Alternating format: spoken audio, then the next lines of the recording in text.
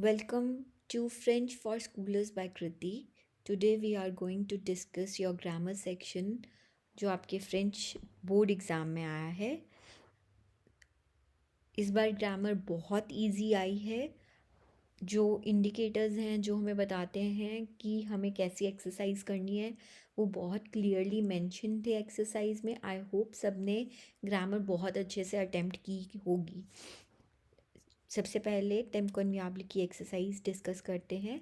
जो first sentence में हमें कोई भी सब्जेक्ट नहीं दिया था, तो हमें ये पता लगता है कि हमें इम्पराटिव का टेंस लगाना था। और एत्र की अगर आपको एक्सेप्शन याद थी तो आप इसे आराम से कर सकते थे एग्ज़ाम में। ईयर और यहाँ पे कौंद और यहाँ पे पासे कंपोजे दिया हुआ था, तो उससे हमें पता लग रहा था कि इस सेंटेंस में प्लुस्क पार्फे है। और देजा दिया हुआ था। देजा आपको हमेशा बीच में लिखना होता है, अगर आपने नहीं लिखा होगा तो इसके आपके हाफ मार्क कट जाएंगे। उसके बाद इसमें इंडिकेटर था ल मुआ प्रोशे, तो फ्यूचर सॉम्प लगाना था। बहुत ही इजी था, कोई डिफ़िकल्ट वर्ब नहीं आया था, सिंपल वर्ब आया था। तो ओ एन टी की एंडिंग कर दी है, फ्यूचर सॉम्प की एंडिंग लगाई और इजी, वेरी इजी। उसके बाद यहाँ पे ओसी टूथ था, यहाँ पे फ्यूचर सॉम्पले दिया हुआ था, तो इससे हमें समझ आ गया था कि फ्यूचर ऑन द एयर करना था, फ्यूचर ऑन द एयर करना था। तो यहाँ पर भी फिनी था, तो हमें कोई टेंशन नहीं थी कि एत्र लगाना है या नहीं लगाना है। इनसे एवोआर के साथ हमें फ्यूचर सॉम्पल की और ऑन्त लगाकर फिनी की पास्ट पार्टिसिपल लगा के ईजी कॉन्जुगेशन थी। यहाँ पे ल समीन दर्निया दिया था विच मीन्स पासे कंपोजे। और नू की पोजीशन आई होप सब ने ठीक की होगी। कुछ बच्चे बीच में लिख देते हैं, आई होप आप लोगों ने स्टार्टिंग में ही किया होगा। जब भी वो पास्ट पार्टिसिपल के साथ आता है तो एट्रो से पहले नू की पोजीशन आती है। तो और यहाँ पर बहुत इम्पॉर्टेंट था कि आपको अकॉर्ड लगाने थे, एस लगाना था क्योंकि नू दिया था तो प्लूरल है। अगर ये एस नहीं लगाया है तो हाफ मार्क कट जाएंगे आपके। इसमें for is more appropriate present और इम्पारफे दोनों आ सकता था। Present according to me present is more appropriate answer, तो अगर आपने फॉर लिखा है तो परफेक्ट आंसर रहेगा। और इसमें भी प्रेजेंट लगना था।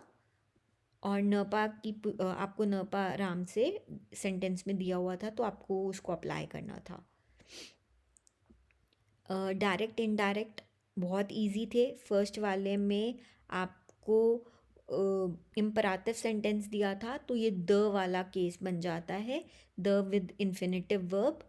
तो यहाँ पर विनीर की कॉन्जुगेशन दी थी और यहाँ पे कुछ भी चेंज करने का नहीं था, आपको एज इट इज़ पूरा सेंटेंस लिख देना था। तो ये हमारा परफेक्टली करेक्ट आंसर बन जाता है। ठीक है, इसमें यहाँ पर ये इन्वर्जन दी थी, इन्वर्जन से हमें पता लग गया था कि सी का केस है। तो सी के साथ यहाँ पर प्लूरियल दिए हुए थे जिनको हम डिमांड कर रहे हैं टू द स्टूडेंट्स, तो इसलिए इल्स ऑन्ट पार्ले करना था आपको। अगर सी करा है और यहाँ पे कुछ गड़बड़ करी है तो मार्क्स कट जाएंगे। सेकंड वाला क था, क में हमें पता है हमें as it is same sentence लिखना होता है और इसमें तो कोई भी प्रनॉम नहीं दिया था, हमें कोई चेंज करने की ज़रूरत नहीं थी। ये सबसे सिंपल दिया था, डायरेक्ट इनडायरेक्ट एक्सरसाइज का सबसे इजी आंसर था। तो इसमें तो मुझे लगता है किसी ने कोई गलती नहीं की होगी। इसमें की है कि वाले में इसमें भी की लगाकर आपको आत्यु रिकॉन्टे करना था, तो ये आपका इनडायरेक्ट में बन जाना था ईजीली। क्योंकि जब भी हम मैर म डिमांड किया है, तो जब हम डायरेक्ट बनाते हैं तो हम सपोज करते हैं कि हमारा पर्सन हमारे सामने है, डायरेक्ट हम उनसे बात कर रहे हैं, तो और वो म यहाँ पे सिंगुलर है तो त्यू से हमने कॉन्जुगेट करना है। अगर आपने यहाँ पे वू या नू लगाया है तो दैट इज़ रॉन्ग।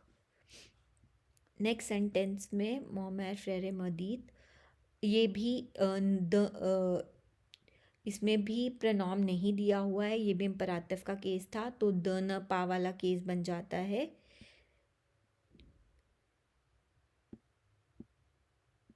तो यहाँ पर द न पा लगाना था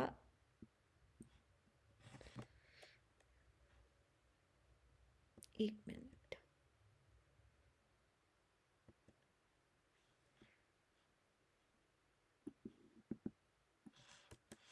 तो दोने आना था यहाँ पर।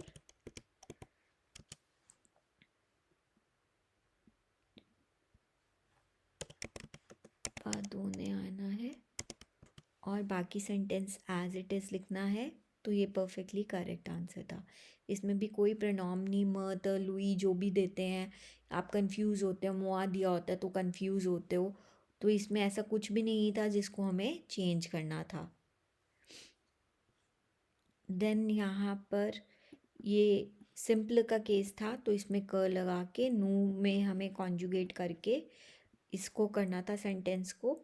आई होप आप लोगों ने ये चेंज किया होगा, क्योंकि यहाँ पे मैं पौरों ने नू से बात करी है, उनको कुछ कहा है, इसलिए हमने जब हम इनडायरेक्ट करेंगे तो उसमें हम नू में चेंज कर रहे हैं। इस सेंटेंस में सी था तो इसका मतलब हमें इन्वर्जन करनी थी, नीचे क्वेश्चन बनाना था। और यहाँ पर से आमी है विच इज़ प्लूरियल, तो हमने ट्यू की जगह वो लेना है to make a question over here.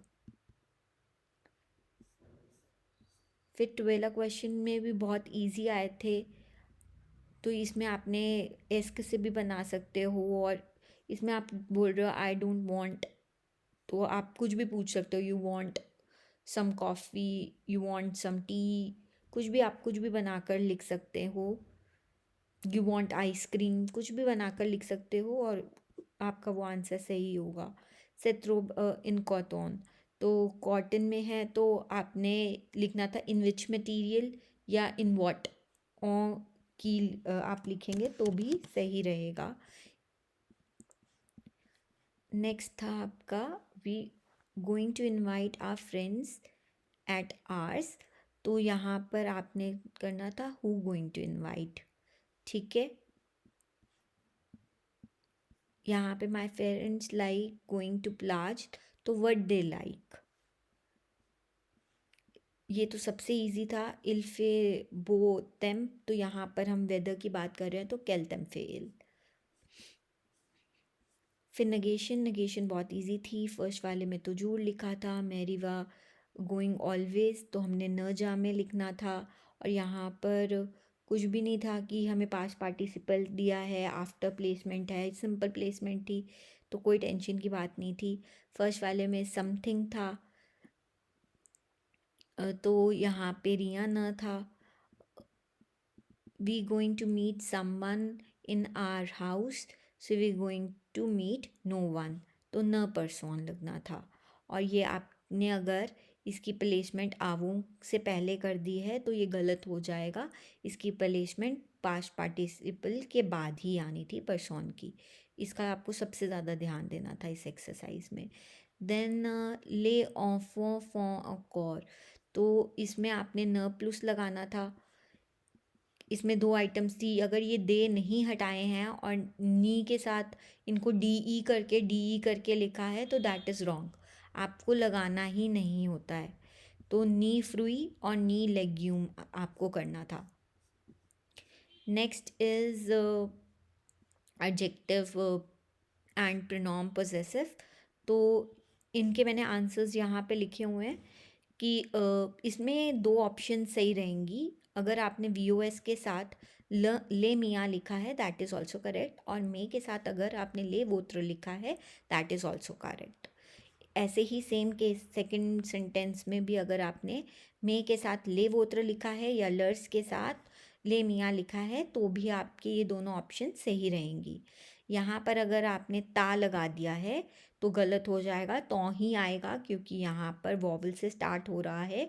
और हम अगर कभी भी कोई भी वर्ड वॉवल से स्टार्ट होता है तो हम मैस्कुलिन ऑप्शन लेते हैं, तो यहाँ पे तौ लगाना इज़ वेरी इंपॉर्टेंट।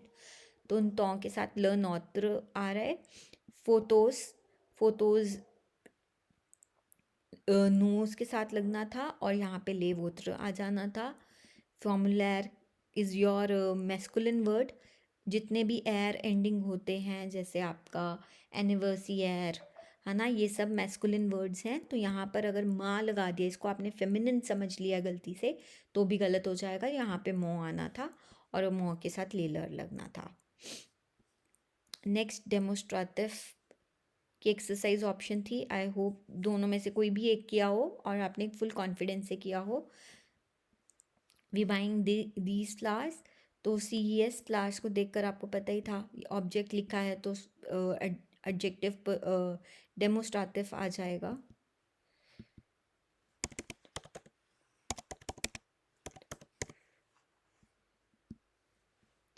ठीक है, और यहाँ पर सेट आर्टिक्ल, आर्टिक्ल मैस्कुलिन है तो सेट लिखा होगा तो सही रहेगा। अगर यहाँ पे सेट फेमिनिन लिख दिया है, T C E T T E लिखा है तो गलत हो जाएगा। और यहाँ पे द लगा है तो लुई के साथ आप ला या सी अगर लिखा है वो भी गलत है, उसका हाफ मार्क कट जाता है। स मैगजा से लुई, अगेन यहाँ पे आप सी या ला नहीं लगा सकते क्योंकि की लगा हुआ है। ठीक है, यहाँ पर न्यूट्रल था, यहाँ पर हमें कोई ऑब्जेक्ट या कोई नाउन नहीं दिया था, तो इसीलिए give me this, I do not desire that, तो सेसी सेला इज़ द करेक्ट आंसर। यहाँ पे फ्रूट्स प्लूरल है तो सी ई एस। ठीक है, और इसी के लिए यहाँ पे सॉन था तो हमने प्लूरल लिया है। आई होप ये आप सारा सही करके आए होंगे। आर्टिकल वाला थोड़ा जिनको नहीं एक्सेप्शन पता होगी उनका यहाँ पे गलत हो सकता है। फिर आपका है relative simple and compose, pronoun relative simple and compose की एक्सरसाइज। तो इनमें था फर्स्ट वाले में प्लेस की बात हो रही थी और डोंग केल लगाने से बेटर था वेयर लगाकर आप इसको सेंटेंस बना देते। सिंपल आपको करना था फर्स्ट सेंटेंस लिख के वेयर लगा के सेकेंड सेंटेंस और डों सेट व्हील को आपने रिप्लेस कर देना था। और फिर नेक्स्ट सेंटेंस में अगैन यहाँ पर प्लेस की बात हो रही थी, देन अगैन यहाँ पर से आप दौं लेकर ल कैल कर देंगे क्योंकि यहाँ पे ये मैस्कुलिन है अपार्टमो, तो उसके लिए हमने ल कैल लिया है। थर्ड सेंटेंस में उत्र दिबिया था तो इसमें दौं का केस बनता है, तो इसमें आपने दौं लगाना था। This is my new car and I आशा द समीन दरनियर, तो यहाँ पर क लगेगा। ठीक है, और मैं एतुदियों सौ त्रे काल्म, the students are very calm and explain the concept difficult to the students. तो इसमें यहाँ पे सौ त्रे काल्म पीछे आ जाता है और आ की टू हु किसको समझाया। ठीक है, तो इसलिए आ की वाला करेक्ट रहेगा ऑप्शन। प्रोनाउन पर्सनल बहुत ही इजी आया था, कोई ज़्यादा डिफ़िकल्ट नहीं आया था। फर्स्ट वाले में से पैकेट था तो उसके लिए हमने सी ओ दे लगाया एल ई एस और आते पैरों के लिए लड़ लगाया। ठीक है, यहाँ पे इन्फिनेटिव वर्ब दिया था तो हमें इन्फिनेटिव वर्ब से पहले लगाना था। ये प्लेसमेंट बहुत ज़्यादा इम्पॉर्टेंट है। नेक्स्ट सेंटेंस में यहाँ पे तूले तूले लिखा है which is all the morals. ठीक है, I read, we have read all the morals, तो इसलिए यहाँ पे ये क्वांटिटेटिव से कंफ्यूज नहीं होना है। यहाँ पे ये सी ओ दे का केस है और ये प्लूरल था इसलिए हमने एकॉर्ड भी लगाया है पास्ट पार्टिसिपल में। अगेन इट्स वेरी इजी, ये सी ओ दे है, हमें ल जार्डन आज बताता है कि ये सी ओ डे का केस है तो यहाँ पे फेयर इन्फिनेटिव वर्ब है उससे पहले आपने लगाना था। अगर आपने अदौर से पहले लगाया तो गलत हो जाएगा। ले पैरों again see oh they is very easy और यहाँ पर भी इन्फिनेटिव वर्ब था तो आपको ले लगाना था, यहाँ पे प्लूरल है तो ले लगना था। प्लेसमेंट आई होप किसी ने गलत नहीं करी होगी। ल एक कीप में ये वाली मात्रा दी हुई है तो ये थोड़ा कंफ्यूजिंग है, पता नहीं आप लोगों को करेक्शन स्कूल में कराई या नहीं कराई। अगर ये सिंपल जू होगा तो यहाँ पे एक मिनट, तो आपका आंसर सही होगा ल, क्योंकि ल फुटबॉल ल हो जाएगा। अगर आ लगवाया है आपको, ये अगर क्योंकि ये मात्रा दी है तो इसका मतलब है ये पास से कंपोजे का केस होना चाहिए तो एल अपोस्ट्रॉफ हो जाता है। तो ये आपको देखना है कि अगर स्कूल में कोई करेक्शन कराई है इस चीज़ की, अगर ये सिंपल ही प्रेजेंट टेंस में है तो ये वाला ल लगेगा, अगर ये पासे कंपोजे में चले जाता है तो एल अपोस्ट्रॉफ करके ये लगेगा। दे चॉकलो से रिप्लेस होता है, दौन ल चॉकलेटर डी इज़ योर प्लेस, वो हमारी ई से रिप्लेसमेंट होती है, बट हमारा ई पहले लगता है और बाद में प्लेस होता है। आई होप यहाँ पे किसी ने गड़बड़ नहीं करी होगी प्लेसमेंट में। Placements are very important in French exercises, तो आपने आई होप सबने ये चीज़ों का बहुत ध्यान दिया होगा एग्ज़ाम में। लास्ट एक्सरसाइज सबजॉन्टिव अगर सबको आता है तो अगर नाउन से सब प्रोनाउन से कंफ्यूज हो जाते हैं, कभी कोई इल से कर देता है, तो आई होप सबने बहुत ध्यान दिया होगा। फर्स्ट वाला नू के साथ कॉन्जुगेट किया है, सेकंड वाला नू के साथ, फिर ज के साथ, फिर नू, यहाँ पर वू के साथ, यहाँ पर इल और एल के अकॉर्डिंग कॉन्जुगेट किया होगा। तो दीज आर दी कॉन्जुगेशन, इसमें कुछ एक्सप्लेन करने वाला नहीं है। आई होप आप अपने आंसर्स इसके साथ मैच कर लो और आप सबका एग्ज़ाम आई होप बहुत अच्छा गया होगा। इससे आप अपनी लगा सकते हैं कि कितने मार्क्स आएंगे, और all the best for other exams. ठीक है, if you guys like this video please subscribe and share with your friends who looking for answers. और